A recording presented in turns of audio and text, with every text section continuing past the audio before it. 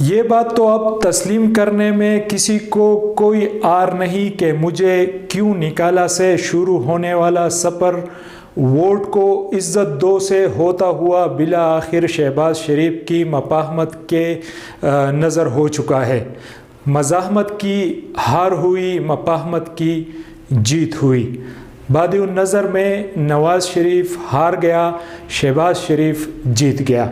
جس نواز شریف نے اپنی نااہلی اور اقتدار سے نکالے جانے کے خلاف احتجاجی تحریک سے ایک نظریاتی سیاست کا آغاز کیا تھا اور یہ تاثر دیتے پائے گئے تھے کہ ہم نے بہت اقتدار دیکھ لیا ہے، کئی بار وزارت عظمیٰ دے کی، وزارت اعلیٰ دے کی، وزارت خزانہ دے کی، اور اس کے ساتھ ساتھ کئی دہائیوں کی سیاسی تجربے کی بنیاد پر اب نواز شریف اس قوم کے اچھے مستقبل کے لیے ان رستوں پر چل کر اقتدار میں نہیں آئے گا جن پر چل کر سبھی کو آنا پڑتا تھا۔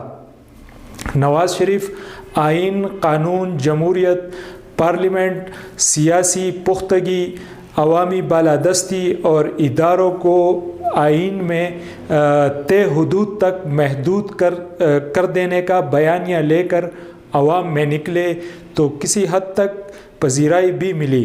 2018 میں نواز شریف کے اس مزاحمتی بیانیے کی وجہ سے مسلم لیگ نون کے ہاتھ سے وفاق کے ساتھ ساتھ پنجاب بھی گیا، لیکن نواز شریف اس بیانیے سے روگردانی کے لیے تیار نظر نہ آئے۔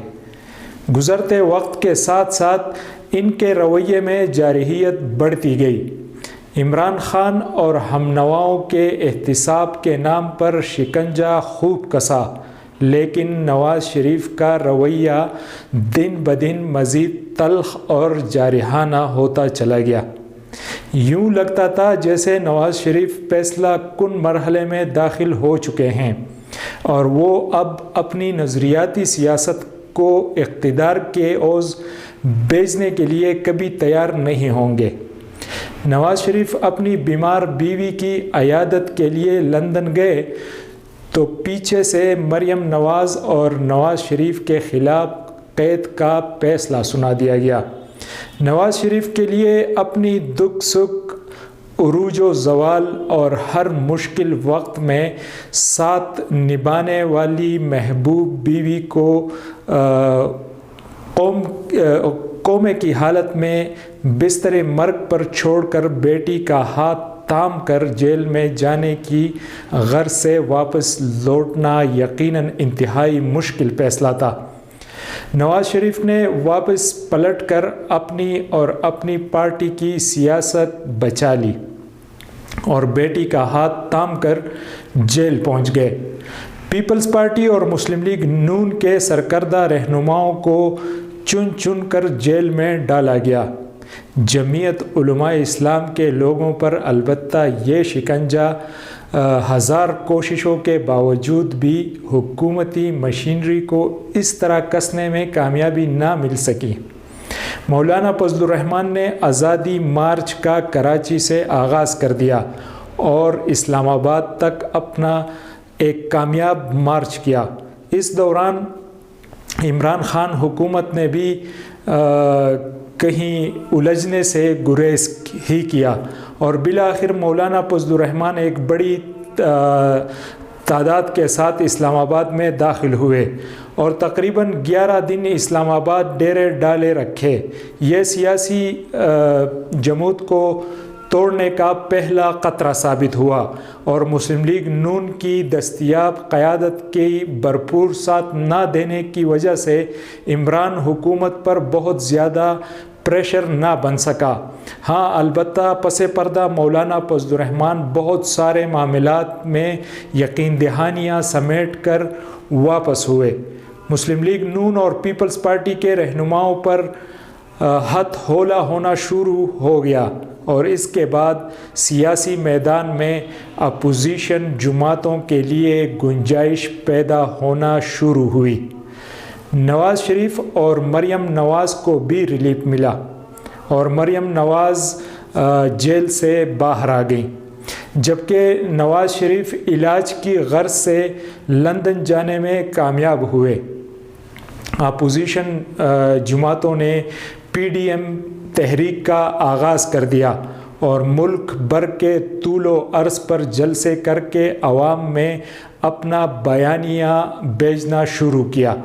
ان کا بیانیہ عوام میں اس قدر مقبول تھا کہ عمران خان کی طاقتور ترین حکومت ہر طرح کی حمایت و سہولت ہونے اور کئی جگہ پر تو الیکشن عملہ اغوا کروانے کے باوجود بھی تقریباً 27 ضمنی الیکشنز ہاری، اور عمران خان کا اپنا ووٹر سپورٹر حتیٰ کہ نوجوان طبقہ بھی اس وقت کی مہنگائی سمیت دیگر مسائل کی اور بظاہر ڈیلیور کرنے میں ناکامی کی وجہ سے عمران خان سے شدید نالاں ہو چکا تھا، اور یہ تسلیم کرنے پر مجبور تھا کہ عمران خان اپنے وعدوں اور دعووں کے برعکس نکلے ہیں، اور کارکردگی کے لحاظ سے ہر کوئی نالاں تھا۔ مہنگائی عوام کی چیخیں نکلوا رہی تھی اور برداشت سے کہیں بڑھ چکی تھی۔ PDM نے جب عمران خان کی حکومت گرائی تو اس کے بعد حالات یکسر تبدیل ہو گئے۔ PDM حکومت نے عوام پر مہنگائی کے وہ پہاڑ توڑے کہ اگر یہ کہیں کہ عوام ریزہ ریزہ ہو گئے تو غلط نہ ہوگا۔ عمران خان نے اپنی ابلاغی صلاحیت کا بھرپور استعمال کیا اور میدان جارحیت میں اتر آئے۔ ہر وہ کارڈ کھیلا جس سے عوامی ہمدردی سمیٹی جا سکتی تھی، اور بالآخر وہ مقبول ترین رہنما کے طور پر ابھر آئے۔ مقبولیت کے جال میں ایسے الجھے کہ قبولیت کے دروازے ہی بند کر دیے۔ ہر گزرتے دن کے ساتھ وہ آتش فشاں بنتے گئے اور پہاڑ بنتے رہے۔ بالآخر وہ آتش فشاں پہاڑ 9 مئی کو ایسا پھٹا کہ عمران خان کی سیاست کو ہی اپنی لپیٹ میں لے گیا۔ شہباز شریف نے موقع کا بھرپور فائدہ اٹھایا اور بڑے بھائی کو سمجھانے میں کامیاب ہو ہی گئے۔ نواز شریف کے وطن واپس لوٹنے کے بعد یوں لگتا ہے کہ عملی طور پر وہ وزیر اعظم تسلیم کیے جا چکے ہیں۔ الیکشن ہونا اگرچہ باقی ہے، لیکن نتائج کا سب کو علم ہے۔ عوام کی ایک بڑی تعداد نے حالات کا رخ دیکھ کر اپنا فیصلہ کرنا ہوتا ہے، اور وہ اب حالات دیکھ کر نواز شریف کے ساتھ ملتے جا رہے ہیں۔ بلکہ عوام کے علاوہ کچھ سیاسی شخصیات کی بھی مسلم لیگ نون میں شمولیت کی خبریں دیکھنے کو مل رہی ہے۔ نواز شریف کی واپسی سے پہلے تک بالکل مرجھاتی ہوئی نون لیگ کے تن بدن میں جان سی آ گئی ہے۔ پیپلز پارٹی نے اس ضمن میں اپنے ساتھ ہوئے ہاتھ پر چیختی چلاتی وہ ضرور نظر آتی ہے، مگر 2017 میں چیختی چلاتی نون لیگ کسی کو نظر نہیں آئی تھی، جو اب پیپلز پارٹی کیسے کسی کو نظر آئے گی۔ حالات یکسر بدل چکے ہیں۔ جو کل تک محرم تھے وہ مجرم ہیں، اور جو مجرم تھے وہ محرم ہے۔ آج کے محرم کب مجرم بن جائے یہ تو کسی کو معلوم نہیں۔ یہاں سب ممکن ہے، ہاں، مگر رستہ وہی ہونا چاہیے جو 2018 میں عمران خان نے اپنایا تھا، اور جو آج شہباز شریف صاحب اپنے بڑے بھائی کی انگلی پکڑ کر ناپنے میں مصروف ہے۔ پیپلز پارٹی کو بھی بالآخر شہباز شریف والے رستے پر ہی قدم ناپنے پڑیں گے، ورنہ حالات یہ ہیں کہ ہاتھ سے سندھ بھی نکل جائے گا، جیسے کل مسلم لیگ نون کے ہاتھ سے پنجاب نکل گیا تھا۔